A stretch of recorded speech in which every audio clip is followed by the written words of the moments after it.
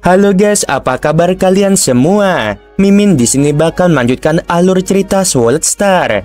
Disclaimer dulu bahwa kemungkinan besar ada perbedaan antara novel dan versi Donghuanya, tapi alur cerita utamanya tetap sama. Jadi tanpa ragu, Mimin akan membawakan alur ceritanya. Ada Saweria guys dari Bang Dan. Katanya cuma bisa ngasih segitu. Nggak apa-apa bang, ini dah bentuk support dari kalian kok. Makasih ya. Dari Bang Azarnas. Wah, sehat selalu bro. Amin. Makasih banyak ya bang. Waduh, dari Bang Subrata banyak banget. Semangat bang, semoga sehat selalu. Sekarang uploadnya sudah sorean. Iya bang, pas lagi nggak kecapean ya langsung uploadnya sore-sore terus ya. BTW buat Bang Dan, Azarnas dan Bang Subrata, semoga sehat selalu dan lancar rezekinya untuk sekeluarga ya. Amin. Yuk kita langsung ke videonya. Lo Feng dan Truyan pergi ke lokasi yang diberikan kesatria dan mulai membangun istana. Lo Feng menggunakan kekuatan dunia internalnya untuk membangun sebuah rumah besar. Itu adalah halaman besar yang menyerupai Taman Jiangnan di Tiongkok kuno.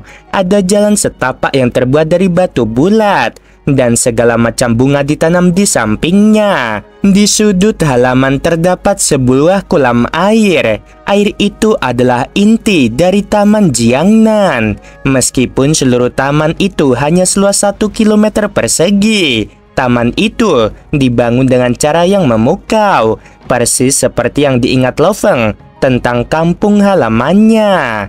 Lo Feng menunjuk ke gunung di kejauhan. Taman pribadi lain muncul. Di kejauhan tampak bukit-bukit bergelombang yang menyatu dengan sungai-sungai.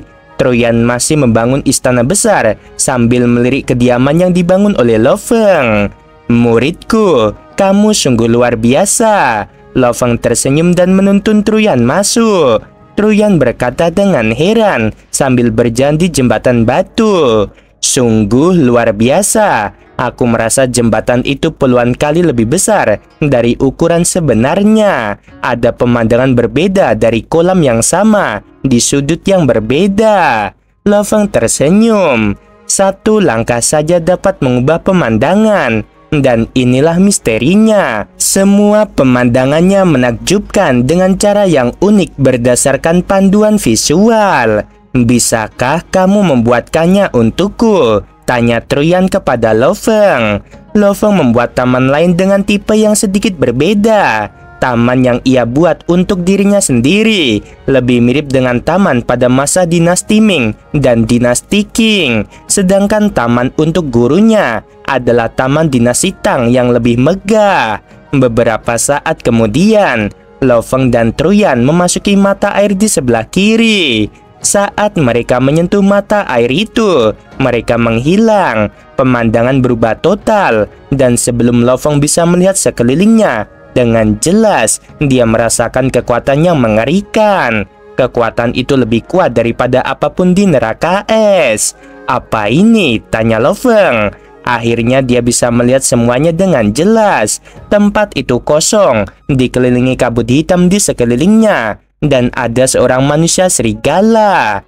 Manusia serigala itu terkejut melihat Lo Feng dan Truyan. Ia tertawa dan berkata, "Kalian pasti Kaisar Sungai Pedang dan Truyan. Aku tahu kalian berdua akan datang. Salam kesatria Jiu Feng." Truyan memberi hormat padanya. Lo Feng pun membungkuk padanya, namun dia bingung. Tepat saat itu, Truyan mulai berbicara kepadanya dalam benaknya. Muridku Lo Feng, kesatria Jiu Feng adalah salah satu dari penguasa bintang 7 dari ras manusia. Dan dia setara dengan penguasa istana Tianxi. Rumor mengatakan bahwa dia menerima warisan lengkap dari para jenderal yang didewakan. Lo Feng terkejut. Itu warisan lengkap, setara dengan penguasa istana Tianxi. Ini adalah tanah warisan sekolah dewa leluhur, kata kesatria Jiu Feng sambil menatap mereka berdua sambil tersenyum.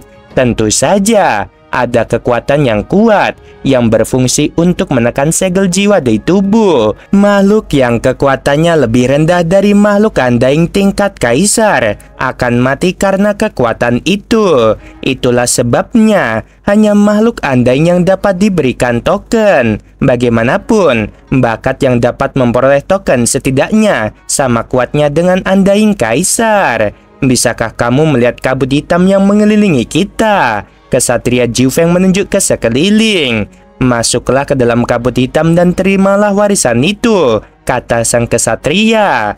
Mereka terbang ke arah yang berbeda. Saat Lo Feng terbang ke dalam kabut hitam, dia merasakan sebuah kekuatan menekan tubuhnya. Dan meskipun Lo Feng memiliki tekad yang lebih kuat daripada kebanyakan kesatria, dia tidak dapat menahannya. Dia berdiri di dalam cekungan itu untuk waktu yang lama dan mengeluarkan jari-jari tangan kanannya. Kekuatan dunia meledak dan berubah menjadi ukiran hukum. Ukiran terus meledak, mulai dari ruang dan emas. Lo Feng mulai bertindak tanpa kendali atas tubuhnya sendiri. Dimulai dari dasar, ia mewujudkan semua pemahamannya tentang hukum. Semakin banyak ukiran muncul sering berjalannya waktu, dan benang-benang itu saling melilit, melukis dunia hukum yang indah. Lo Feng baru berhenti beberapa saat kemudian. Kekuatan mistis meninggalkan Lo Feng. Lo Feng akhirnya sadar kembali. Lo Feng sangat ketakutan hingga seluruh tubuhnya berkeringat. Dia ingat dengan jelas bagaimana dia dimanipulasi oleh kekuatan untuk mewujudkan hukum penggabungan. Ini luar biasa, katanya tergagap. Keinginanku begitu kuat, dan ada mutiara menara di jiwaku yang melindunginya. Bahkan para Universe Master akan merasa sulit mengendalikan pikiranku. Namun, kekuatan misterius itu bisa. Lo Feng akhirnya menyadari betapa hebatnya sekolah dewa leluhur. Saat Lo Feng masih merenungkan keberadaannya, kekuatan itu datang lagi. Di dalam alam mimpi, Lo Feng diperlihatkan rahasia yang paling mistis dan rumit dari jalur dewa binatang. Dan semua hukum ruang angkasa dan emas yang menyatu diinstruksikan dengan cara yang paling terperinci. Itu seperti seseorang menuangkan semua pengetahuan ke dalam otak Lo Feng. Itu jauh lebih efektif daripada membaca 52 prasasti kekacauan atau melihat patung dewa binatang. Setelah sekian lama, kekuatannya menghilang. Kabut hitam menendang Lo Feng keluar dari alam mimpi. Ini di luar imajinasiku yang paling liar. Lo Feng berkedip dan merasa terinspirasi. Aku berharap aku bisa memiliki lebih banyak hal seperti ini. Aku telah melatih diriku di neraka es selama lebih dari 2000 tahun. Dan aku hampir tidak dapat memahami sedikit pun bab ketiga dari 7 wujud Nansen. Namun, aku sekarang dapat memahami lebih banyak setelah menghabiskan waktu yang singkat di sana. Jangan hanya berdiri di sana, kata sang kesatria. Lo Feng dan Truyan keduanya tampak terkejut dan gembira. Tanah warisan lahir bersama alam semesta dan penuh dengan keajaiban, kata sang kesatria. Itu adalah tempat terpenting dari sekolah dewa leluhur. Setiap saat itu akan menguji seberapa banyak kalian telah memahami hukum. Ada 7 tingkat warisan dewa binatang, dan jika kalian telah sepenuhnya memahami 2 tingkat pertama, kalian akan diwariskan warisan tingkat ketiga dan seterusnya. Bagaimana dengan kalian berdua? Tingkat mana yang telah kalian capai? Tingkat ketiga, kata Lo Feng. Aku telah belajar banyak. Tingkat keempat, kata Truyan dengan gembira. Aku merasa bahwa aku sedang mengalami terobosan. Lo Feng sangat gembira. Gurunya telah terjebak di langkah terakhir selama berabad-abad. Dan meskipun warisan dewa binatang merupakan kesempatan besar baginya, ia tidak dijamin akan berhasil. Namun, ia akan mengalami terobosan tepat setelah warisan. Truyan sangat gembira. Dia telah menunggu terlalu lama. Dia masih ditemani oleh keluarganya ketika dia pertama kali menjadi orang yang kuat. Tetapi seiring berjalannya waktu, semua keluarganya menjadi tua dan kampung halamannya juga makmur karena dia. Setelah beberapa era, dia tidak perlu khawatir tentang kampung halamannya lagi. Satu-satunya hal yang dia kejar adalah jalan kekuasaan. Meskipun demikian, dia tidak dapat bergerak maju sementara beberapa talenta dari ras lain telah menjadi kesatria. Warisan Dewa Binatang adalah kesempatan terbesarnya. Namun keberhasilannya tidak dijamin. Merasakannya saja sudah cukup baik, kata kesatria Jiu Feng sambil tersenyum. Yang benar-benar membuatku khawatir adalah kamu tidak merasakan apapun. Sekarang setelah kamu mendapatkan inspirasi, kembalilah dan renungkanlah. Pelajarilah jalan Dewa Binatang dan kamu akan mengingat instruksi yang kamu terima selama pewarisan. Selama pewarisan, kamu, Kaisar Sungai Pedang, menerima level ketiga dengan mengamati setiap rahasia di baliknya. Namun, jumlah yang dapat kamu ingat bergantung pada kemajuan awalmu, dan itulah sebabnya kamu tidak dapat mengingat semuanya. Jika kamu kembali dan merenungkannya, kamu dapat mengingat lebih banyak. Kuncinya adalah memanfaatkan momen ini dan mempelajari jalur Dewa Binatang. Kapan kita bisa datang ke sini lagi untuk mendapatkan warisan? Tanya Lo Feng. Ada 7 tingkatan warisan Dewa Binatang dan kamu bisa mendapatkan instruksi gratis untuk setiap tingkatan, kata kesatria Jiu Feng. Setelah kamu menyelesaikan tingkat kedua, kamu bisa mengambil warisan untuk tingkat ketiga. Setelah kamu menyelesaikan tingkat ketiga, maka kamu bisa datang ke sini untuk tingkat keempat dan seterusnya. Aku akan memberitahu kalian 2 aturan. Yang pertama, tidak boleh ada pembunuhan di Danau Aurora 5 warna, atau kalian akan diserang. 2. Setiap pewaris memiliki istana di Pulau Bahuinia, dan istana itu milik kalian, dan hanya kalian. Tidak seorang pun dapat memasukinya, dan kalian tidak dapat memasuki istana orang lain. Ingat 2 aturan itu. Sekarang pergilah. Portal itu tepat di belakang kalian. Lo Feng dan Truyan membungkuk. Mereka berbalik dan melihat gelombang transparan. Mereka terbang masuk. Mereka diteleportasi. Kesatria Jiu Feng duduk dan berkata, Kaisar Sungai Pedang, apakah dia penguasa sektor? Luar biasa baginya untuk mencapai level ketiga hanya sebagai penguasa sektor. Di Pulau Bahuinia, Lo Feng dan Truyan berjalan keluar dari tirai air dan terbang kembali ke istana mereka.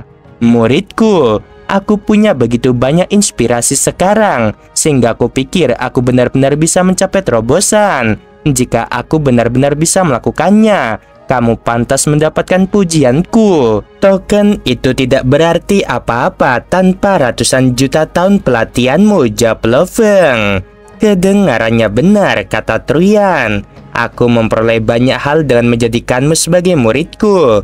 Aku masih perlu merenungkan dan mencoba untuk melangkah maju. Kurasa aku bisa menghabiskan waktu setahun atau 10.000 tahun sebelum aku bisa menjadi seorang kesatria. Namun jika aku tidak berhasil setelah 10.000 tahun, aku mungkin kehilangan kesempatanku. Guru, kamu pasti berhasil, Lo Feng menyemangatinya.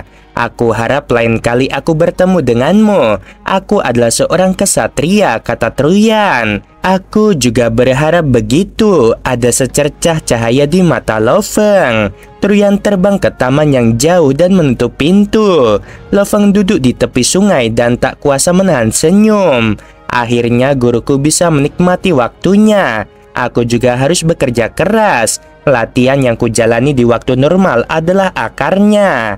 Setengah tahun berlalu dan Lo Feng akhirnya membuka matanya.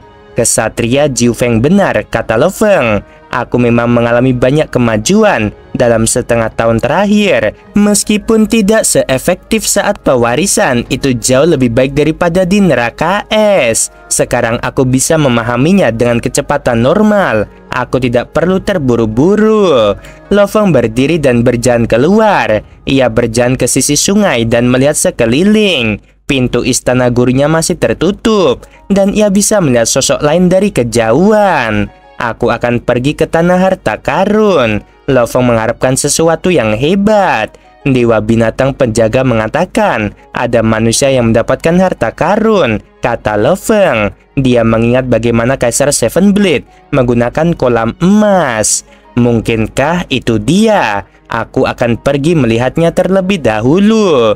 Lo Feng terbang ke alun-alun di depan istana pemilik pulau. Saat mendarat, dia melihat sebuah sosok di sana. Sosok itu tingginya 10 kaki dan mengenakan baju besi yang menyerupai kulit kayu hijau. Dia berkulit perak, berkepala botak, dan bermata berlian. Itu ras robot, kata Lo Feng saat dia mendarat. Wahai manusia, kata orang kuat dari ras robot. Ia menatap dan mengamati Lo Feng. Kemudian ia tersenyum dan berkata, aku memiliki informasi tentang Kaisar Manusia. Dan semua manusia andain yang terkenal ada di sini. Biasanya hanya kaisar terkenal yang bisa mendapatkan token dan masuk. Namun anehnya, aku tidak dapat menemukan informasi milikmu. Berdasarkan pertarungan antara Kaisar Sungai Pedang dan Kaisar Black Tea, bayangan dewa binatang akan muncul jika Kaisar Sungai Pedang bergerak. Kaisar Sungai Pedang sangat berbakat dan ras manusia pasti akan memberinya token. Koreksi aku jika aku salah, wahai Kaisar Sungai Pedang. Lo Feng menyeringai. Aku juga tahu bahwa kamu adalah Kaisar Jujue. Mengenai identitasku, kamu bisa terus menebaknya. Lo Feng melangkah ke air dan menghilang. Kaisar Jujue agak linglung. Ia melihat ke alun-alun yang kosong dan berbisik. Menarik juga, dia tidak mengakuinya. Sepertinya Kaisar Sungai Pedang yang berbakat ini tidak memiliki temperamen yang baik. Bagaimanapun, dia memang sangat berbakat. Setiap orang yang memenuhi syarat untuk memasuki tanah warisan diberi karunia.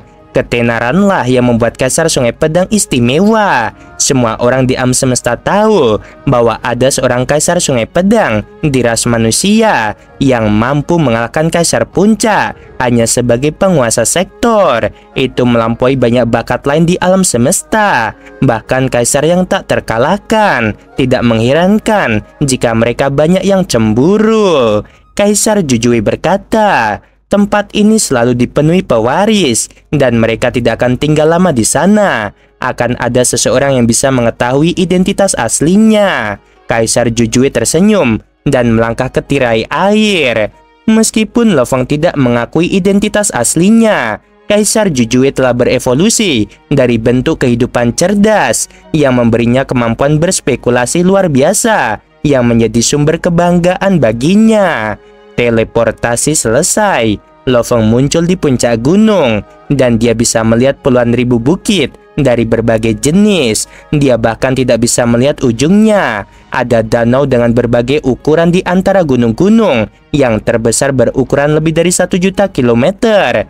Danau-danau itu seperti batu giok zamrud. Beberapa berwarna terang, sementara yang lain berwarna gelap. Lo Feng mendongak. Ada aurora yang bergerak di langit. Rupanya tanah harta karun itu berada di dalam danau aurora 5 warna. Lo Feng terbang dan melintasi pegunungan melalui udara. Dia bisa melihat makhluk dari semua ras, termasuk banyak makhluk istimewa. Beberapa makhluk raksasa dari ras iblis dan ras tumbuhan mengecilkan tubuh mereka. Ini adalah pertama kalinya Lo Feng melihat begitu banyak ras dan klan yang belum pernah ditemui sebelumnya. Membuatnya bersemangat. Setelah beberapa saat, ia pun terbiasa. Lo Feng menyelam dan mendarat di sebuah gunung.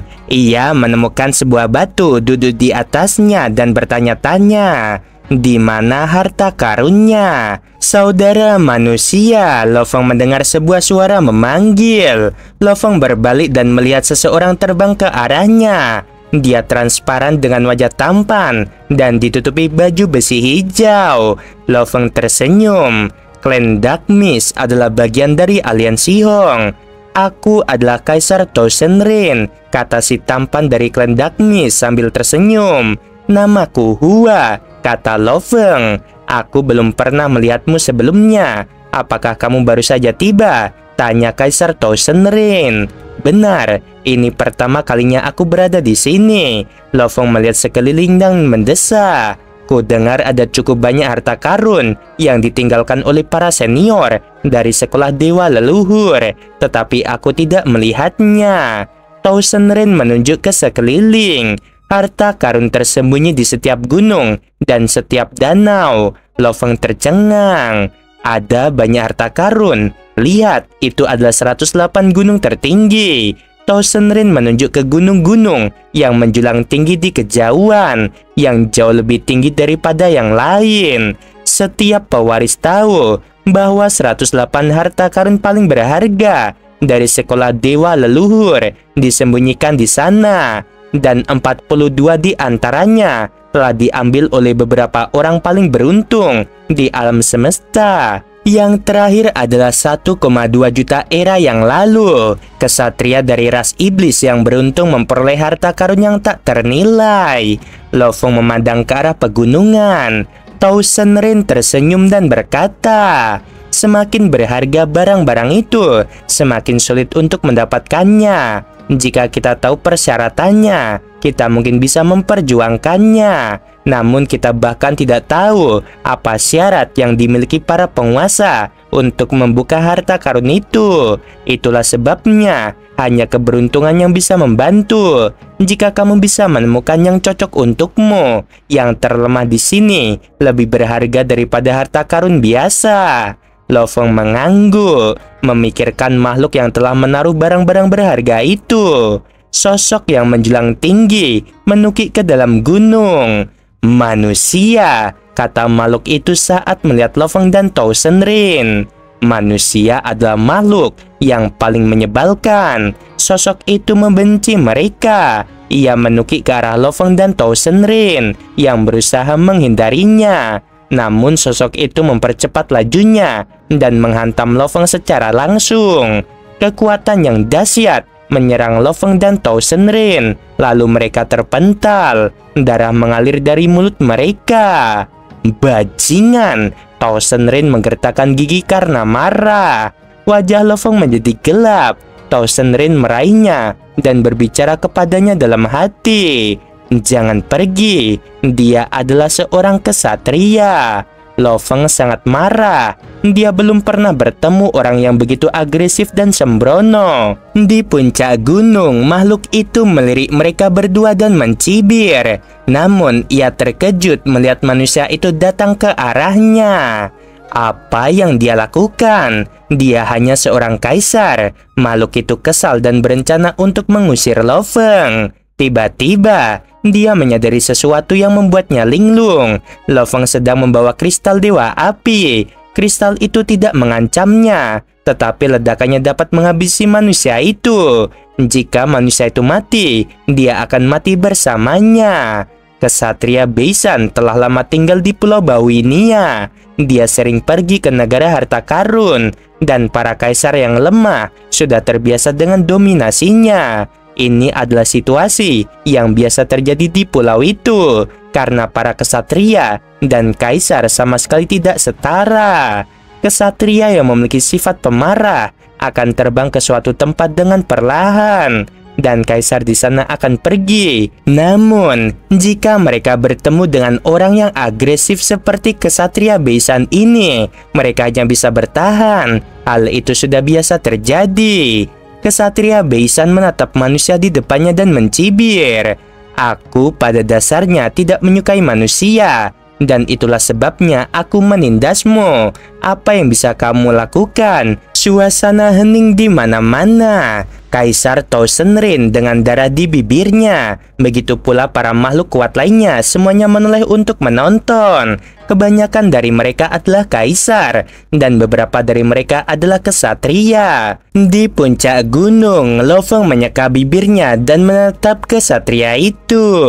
Mengesankan, kata kesatria Beisan sambil menatap Lo Feng dari atas. Ia merasa kesal, tetapi pada saat yang sama dia tertarik. Ia sudah lama tidak bertemu dengan seorang kaisar manusia yang berani menghadapinya secara langsung.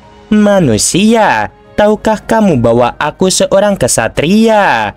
Ya, kata Lo Feng sambil menatapnya. Lalu mengapa? Tidakkah kamu pikir kamu seharusnya menghormatiku? Kata kesatria Beisan. Mengapa yang lemah harus menghormati yang kuat? Lo Feng menjawab, karena yang lemah takut bahwa yang kuat akan menghabisi mereka, dan mereka mengagumi kekuatan yang kuat. Rupanya aku sama sekali tidak mengagumimu. Aku tidak perlu takut padamu di dalam dana aurora 5 warna. Jadi katakan padaku, mengapa aku harus memujamu? Kesatria Beisan tertawa terbahak-bahak yang menggema di antara gunung-gunung yang lebih kuat menoleh untuk menonton. Memang kamu tidak perlu takut padaku di sini. Kesatria Beisan mengerutkan bibirnya dan menambahkan, tapi manusia, kamu juga harus tahu bahwa kamu tidak akan tinggal di sini selamanya. Aku telah melihatmu, dan sekarang aku tahu aroma tubuhmu. Kamu tahu apa yang akan terjadi jika aku menemukanmu di luar. Tidakkah kamu pikir apa yang kamu lakukan itu bodoh? Beberapa ras teratas mencoba menghabisiku, kata Lo Feng. Mengapa aku harus takut padamu? Lagi pula, kamu hanya seorang kesatria biasa. Dan ketika aku menjadi makhluk undying, tubuh binatang bertanduk emasku ribuan kali lebih kuat daripada manusia dan bisa mengenakan baju besi kekuatan. Lo Feng tidak ingin menderita karenanya, karena berita tentang Kaisar Sungai Pedang sudah diketahui seluruh jagat raya. Dan karena Kaisar Jujue sudah mengenalinya, identitasnya tidak akan menjadi rahasia di tanah warisan untuk waktu yang lama. Jadi mengapa ia harus bertahan dengan ini? Lo Feng mengangguk. Kamu memang benar. Aku akan menjadi musuh seorang kesatria jika aku berbuat salah padamu. Dan itu mungkin bodoh. Katakan padaku apa yang harus kulakukan. Kesatria Beisan tercengang karena dia belum pernah bertemu orang seperti ini sebelumnya. Beisan, akhirnya kamu bertemu dengan orang yang menarik. Terdengar suara gemur dari seorang kesatria di pegunungan yang jauh. Pendatang baru manusia itu bahkan tidak peduli padamu, kata yang lain. Suara ketiga menambahkan, habisi dia dan bangun reputasimu. 3 kesatria tertawa dan suara mereka bergema di langit. Adapun para kaisar yang menonton, mereka saling berbisik. Kesatria Beisan menatap Lo Feng dengan dingin dan mengepung Lo Feng dengan kekuatan agresif.